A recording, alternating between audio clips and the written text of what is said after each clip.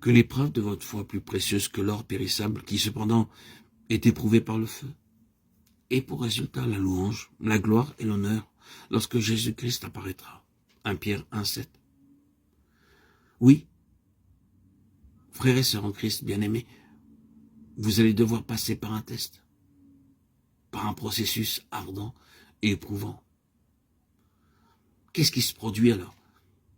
Les scories viennent à la surface et sont enlevées. Et la pureté, la réalité, l'authenticité de votre foi sont mises en évidence par l'épreuve.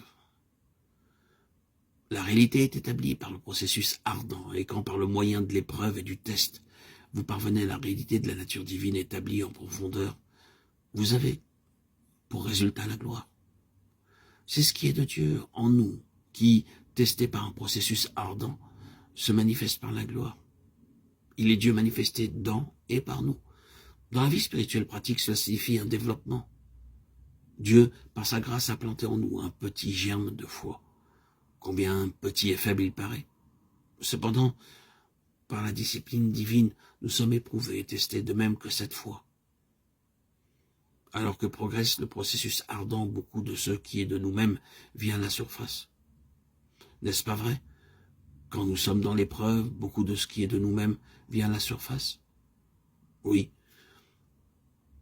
Toute cette incrédulité inhérente à notre nature vient à la surface. Le ressentiment, la rébellion, l'amertume. Oh oui, tout cela vient à la lumière au cours de ce processus ardent. Nous nous connaissons vraiment nous-mêmes jusqu'à ce que nous parvenions dans les feux de l'épreuve et du test. Nous ne voulons pas croire à ce qu'il y a en nous jusqu'à ce que nous soyons placés dans l'épreuve. J'entendais le docteur Campbell Morgan dire une fois que l'homme est capable de n'importe quel péché que l'on puisse mentionner, s'il est placé dans des situations qui pourront le mettre en évidence. C'est une chose terrible à dire. Vous pouvez ne pas l'accepter, mais c'est parce que vous n'avez pas été mis dans la situation. Nous pouvons le voir d'une autre manière.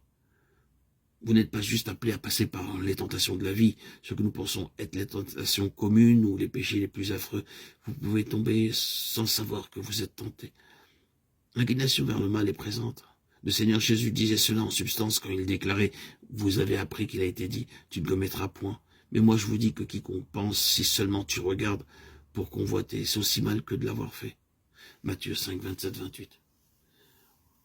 Cela signifie que c'est en vous, c'est une partie de vous-même. Oh, vous pouvez penser que c'est terrible, mais je pense que c'est glorieux. Vous dites, nous ne pouvons plus tenir, c'est de pire en pire. Cela va nous pousser encore plus bas que jamais. La loi mosaïque est déjà assez pénible, mais si nous acceptons cela, en plus, qui survivra?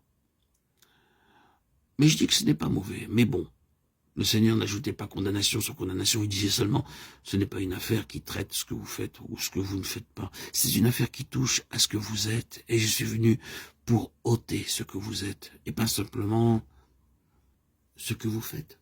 C'est glorieux, c'est l'évangile de la gloire.